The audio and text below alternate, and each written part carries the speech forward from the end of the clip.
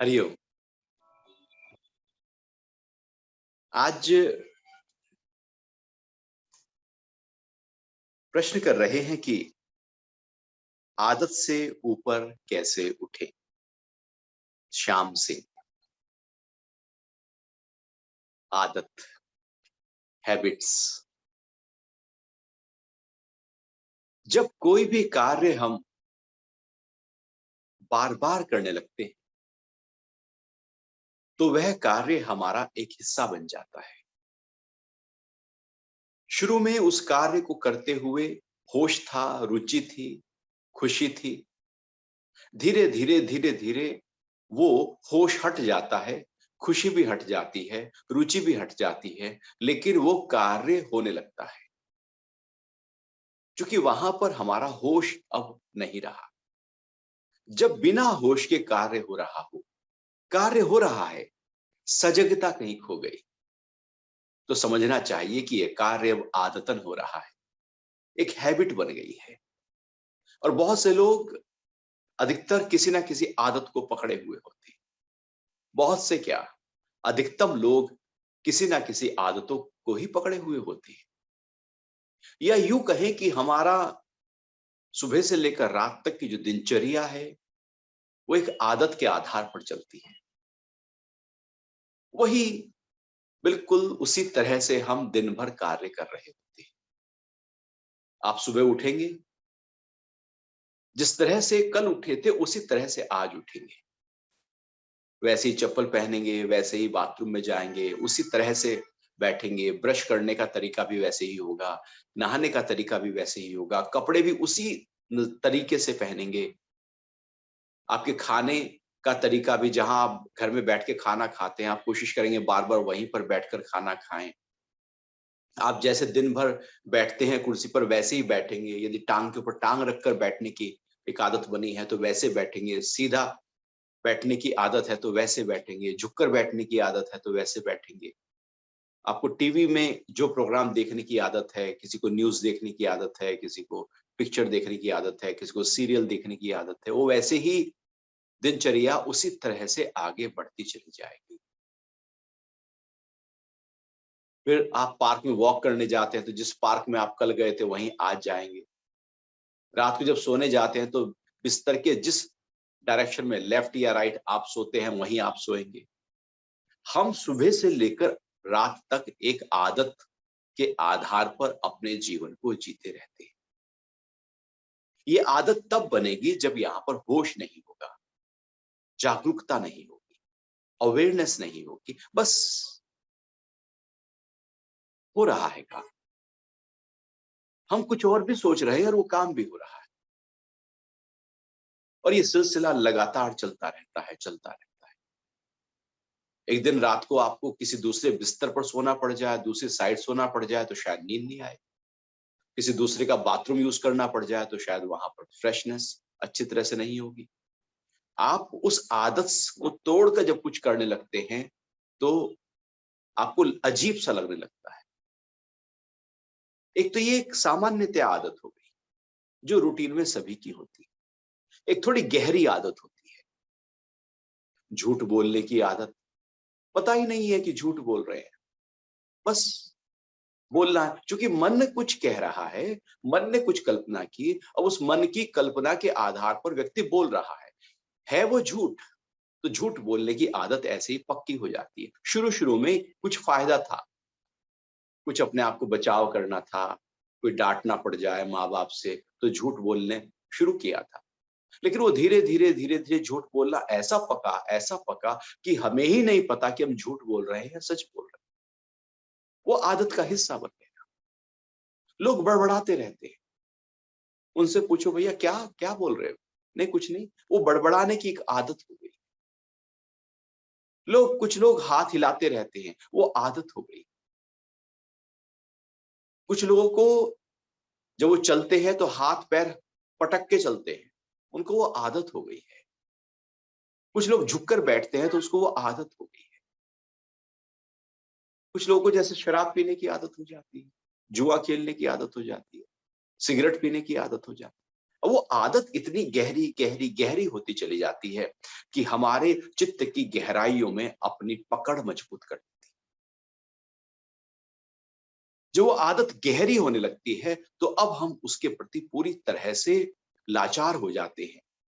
वो आदत के पीछा हम चलने लगते हैं, वो आदत हमारी मालिक बनकर बैठ जाती है और हमें ये कहती है कि इसी कार्य को बार बार करते हो, और जब इस कार्य को आप नहीं करेंगे तो बेचैनी पैदा हो। और अधिकतर आदतें जब हम छोड़ते हैं तो एक बेचैनी पैदा होती है, इसलिए आदतें छूटती नहीं। शराबी से कहो शराब छोड़ो, वो छोड़ने को तैयार नहीं होगा। शराब के अलावा सिगरेट छोड़ो, वो छोड़ने को तैयार नहीं होगा।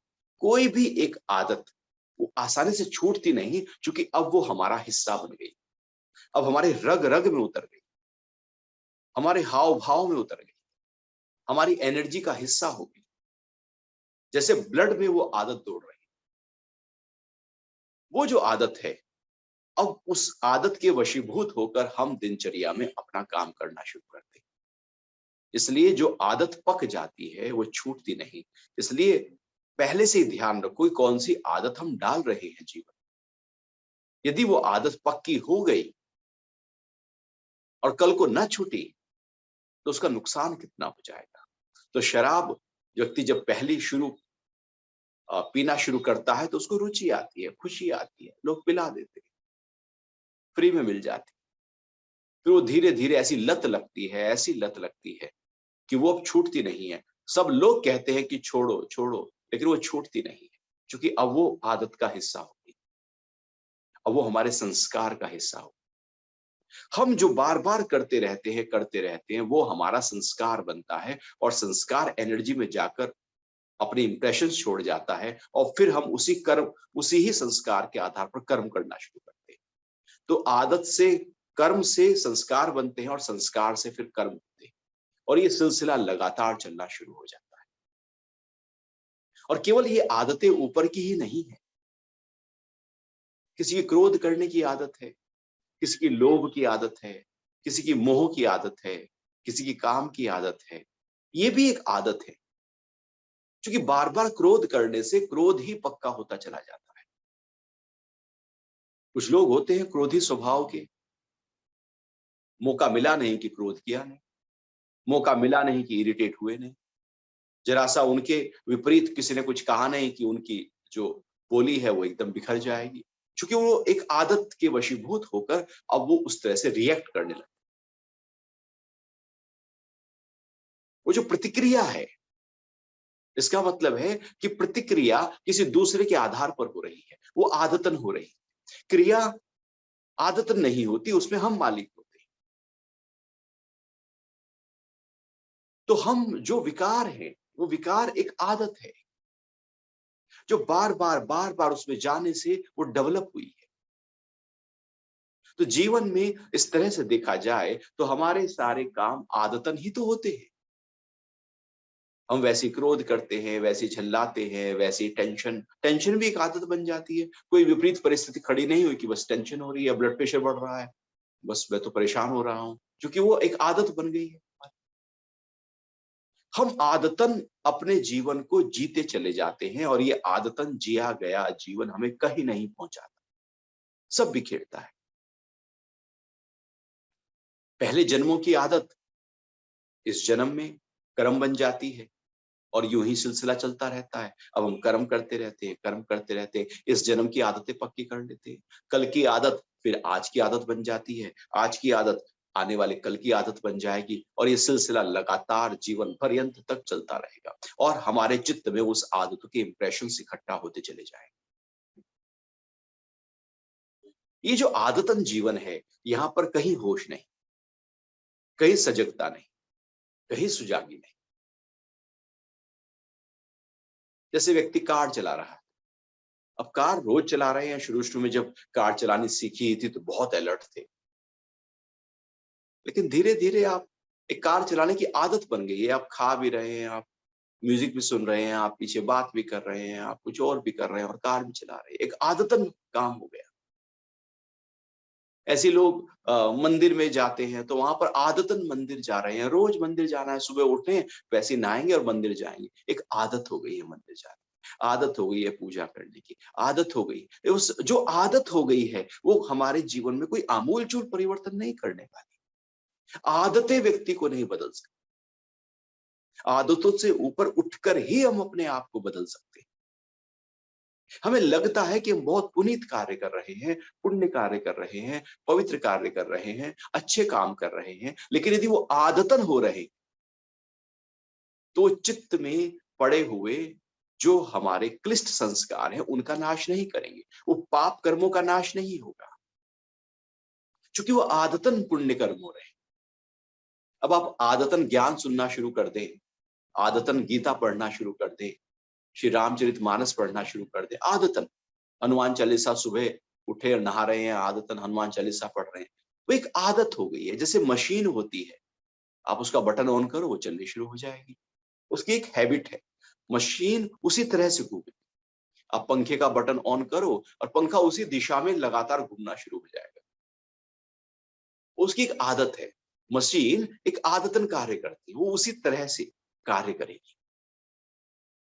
हम मशीन नहीं है, लेकिन हम मशीन की तरह ही कार्य करते रहते हैं।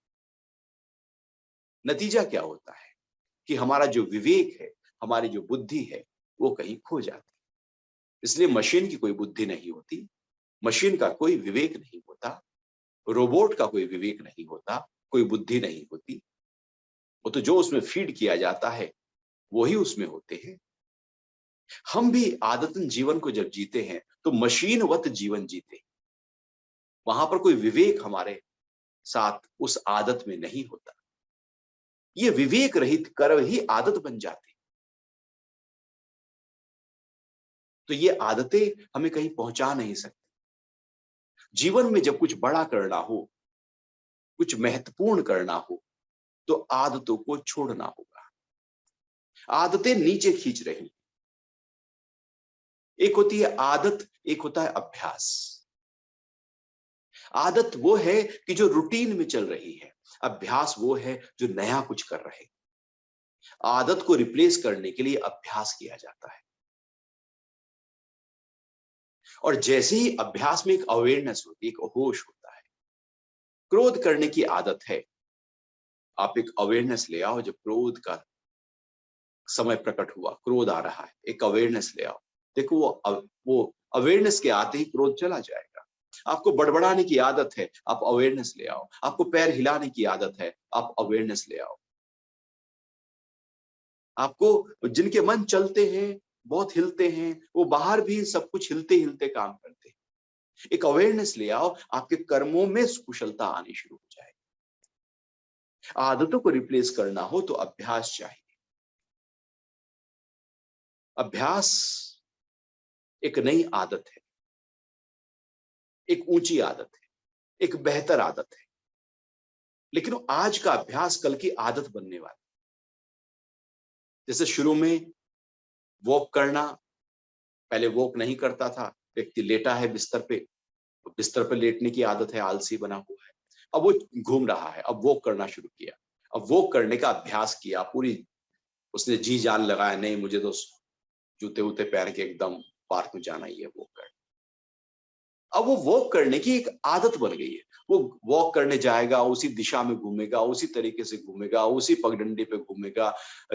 पार्क है, लेफ्ट की तरफ से यदि जाना है तो वो लेफ्ट से ही जाएगा। वो एक आदतन अब चक्र चल रहा है, और फिर उसे तोड़ा जाता है। उस आदत, जब वो आदत का हिस्सा बन गया तो फिर वो कुछ फायदा ज्यादा नहीं देने वाला।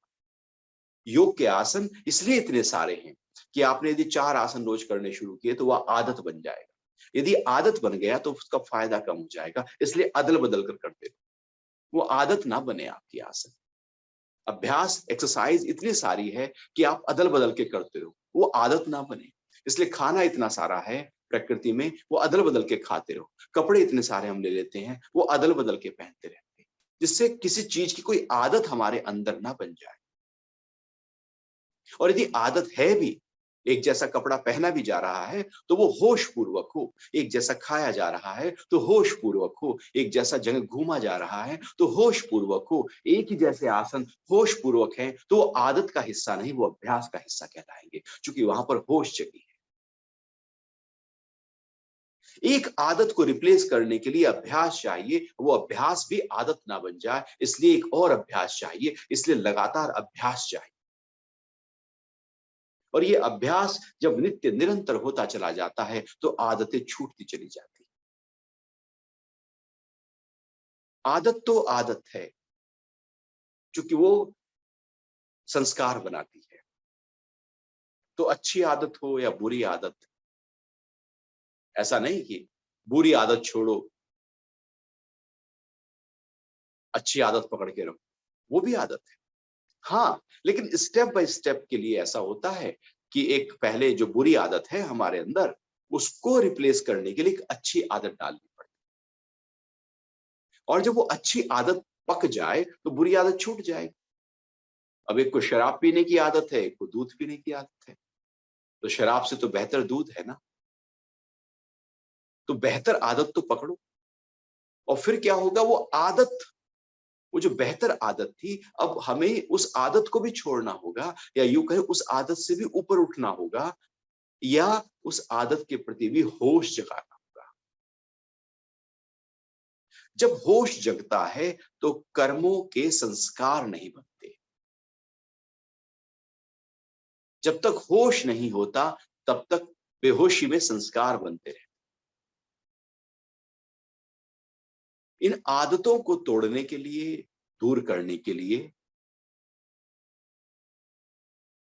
अभ्यास की आवश्यकता है, वैराग्य की आवश्यकता है, होश की आवश्यकता है। बुद्ध उसको होश कहते हैं, गीता में अभ्यास कहा है, पतंजलि अभ्यास कहते हैं। नहीं तो मन उसी ढर्रे से चलता है। जैसे शरीर है, शरीर की कुछ आदत है, शरीर की अपनी एक आदत है, अपनी एक मेमोरी है, इंद्रियों की अपनी एक आदत है, मन की अपनी एक आदत है, बुद्धि की अपनी एक आदत है। शरीर की आदत है झुककर बैठना, टांग के ऊपर टांग रखकर बैठना, हाथ को इस तरह से करना, हाथ को हिलाते हुए बात करना, उसकी एक आदत है। वो सड़क पे भी होगा, व्यक्ति हाथ हिला हिला के बात करेगा, तो उसकी एक आदत है हाथ हिलाने की। अब दूसरे देखेंगे, पागल, ये हाथ क्यों हिला रहा है। आप घर में हैं, हाथ हिल रहा है, अलग बात है। अब घर के बाहर हैं, हाथ हिल रहा है, तो इसका मतलब वो हाथ हिलने की एक आदत है। तो ऐसे शरीर की आदत होती है, ऐसी इंद्रियों की आदत होती है, कुछ देखना है, बार बार वही देखना है।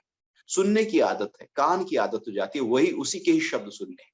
नाक की आदत है वही सूंघना है, जीभ की आदत है वही खाना है, वैसा ही खाना, वैसे ही टेस्ट चाहिए, क्योंकि उसकी एक आदत डेवलप हो गई। ऐसे मन की एक आदत है, वो उसी तरह से थॉट लेकर आएगा, उसी तरह के थॉट में वो उलझेगा, रोज लेकर आए। वो अच्छे भी नहीं है फिर भी सोचेगा, क्योंकि वो आदतन मन दुख के विचारों को, भय के विचारों को लेकर आकर परेशान हो रहा है। ऐसी बुद्धि की आदत बन जाती है कि निर्णय नहीं लेना होती, वो संशय में रहने की बुद्धि की एक आदत बन जाती है, संशयात्मिका बुद्धि एक आदत बन जाती है। हर स्तर पर कुछ हमारी आदतें होती हैं और हम उन्हीं आदतों के आधार पर अपने जीवन को आगे बढ़ाते हैं। लेकिन जब साधना प्रकट होती है जीवन में तो होश जगता है। पुराने से पुरानी, गहरी से गहरी आदत होश के आधार पर एकदम टूट जाती। बहुत भयंकर शराबी हो, हर तरीके से उसका इलाज कर लिया हो,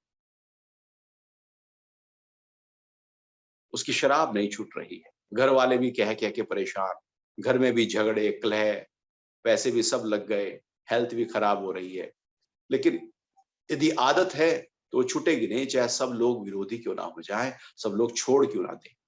लेकिन यदि अंदर से कभी प्रकट हो गया है भाव कि मुझे छोड़नी है शराब, होश जग गया कि छोड़नी है शराब, तो एकदम छोड़ देगा। ऐसा नहीं कि आज एक बोतल पीता है, नहीं मैं तो इसको थोड़ा थोड़ा कम करूंगा, थोड़ा। कल को ना मैं 3 पाव, फिर आधा, फिर एकदम पौवा, फिर एकदम छोटा सा, ऐसे कर करके मैं बिल्कुल छोड़ दूंगा।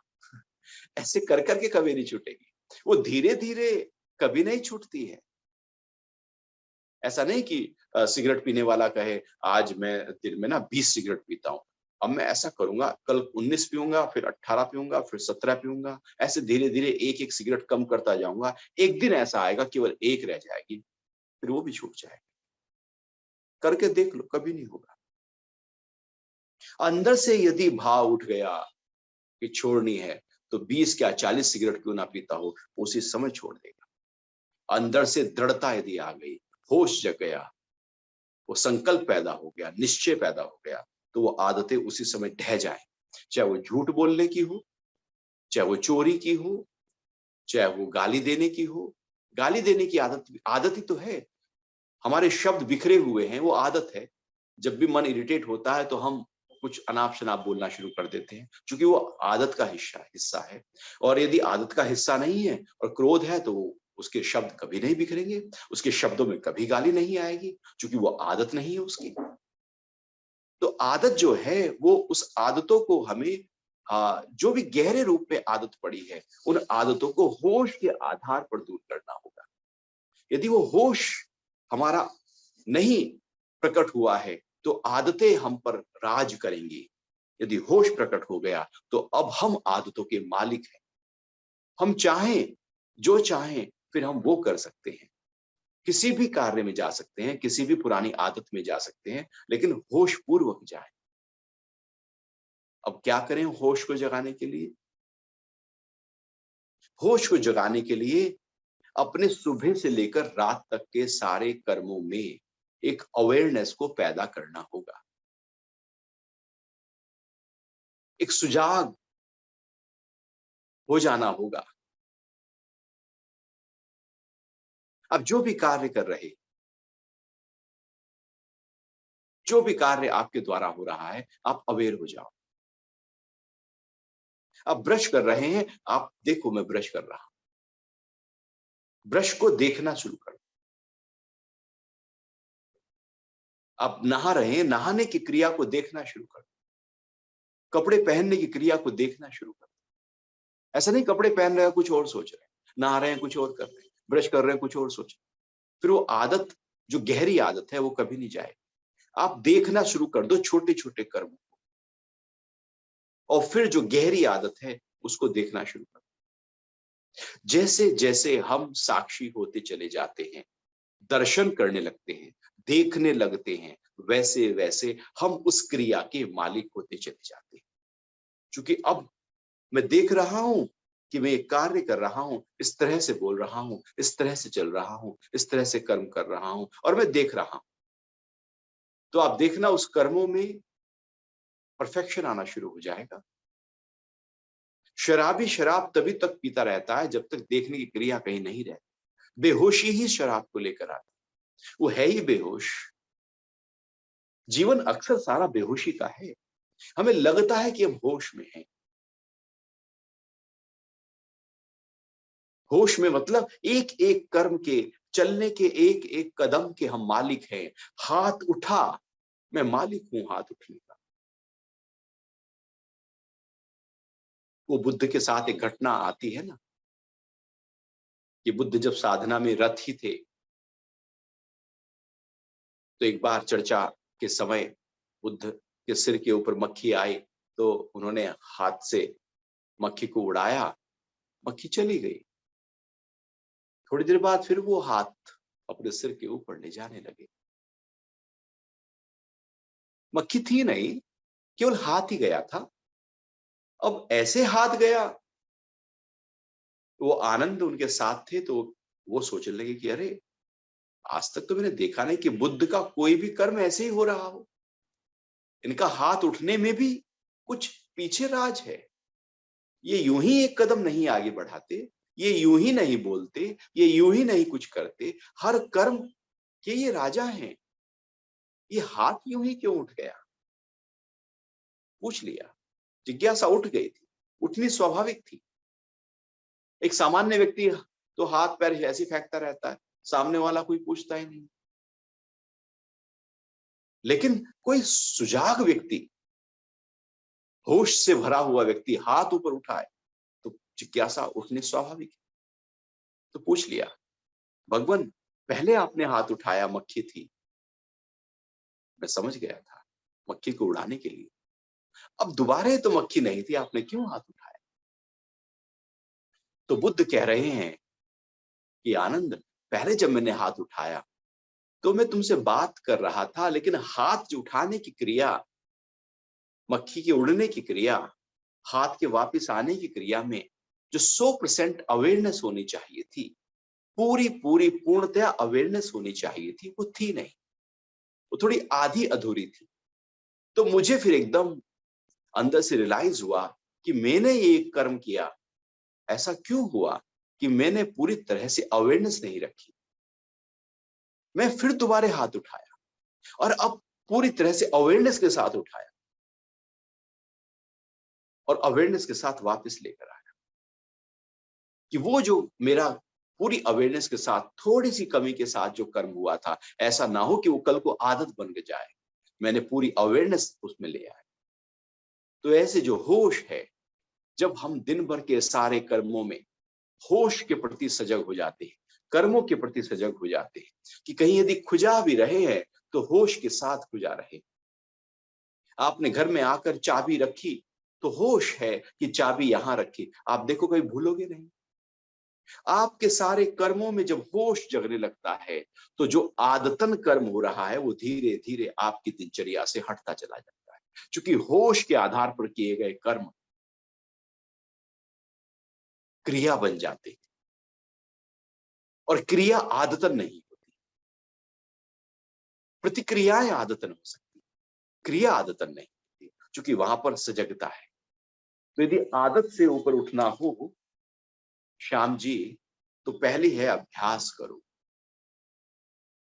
होश में आओ, सारे कर्मों के प्रति अवेयरनेस पैदा कर दो, सजग हो जाओ। और उसके लिए कोशिश करना कि दिन में जब भी याद आए अपनी सांसों को महसूस करते रहे। कब आई सांस, कब गई सांस, इन आती जाती सांसों के प्रति जैसे जैसे आप अवेयर होते चले जाओगे, सजग होते चले जाओगे, आप, इसका मतलब है कि जब सूक्ष्म सांसों के प्रति अवेयर हो सकते हो तो स्थूल कर्मों के प्रति अवेयरनेस क्यों नहीं हो सकती। वो तो बहुत सरल हो जाएगा। जब आप सुई में धागा डाल सकते हो तो सुई तो देख ही सकते हो, धागा तो देख ही सकते हो और मोटी चीजें तो देख ही सकते हो, क्योंकि बारीक अवेयरनेस, होश जग गया है। सांसों की क्रियाएं एक बहुत ही सूक्ष्म अवेयरनेस, होश के प्रति हमें जगा देती है। तो श्वासों के प्रति कभी अवेयरनेस ले आना। आप टहल रहे हैं, देखना सांस को, अनुभव करना सांसों। अब जब भी याद आए अनुभव करना सांसों को। रात को सोने जाए अनुभव करना सांसों को। आप पाएंगे धीरे धीरे आपके कर्मों में एक परफेक्शन आने लगा है। योगः कर्म सुकौशलम। गीता में योग की परिभाषा, 3 परिभाषा गीता में योग की आती है, उसमें एक ये भी है, कर्मों की कुशलता ही योग है।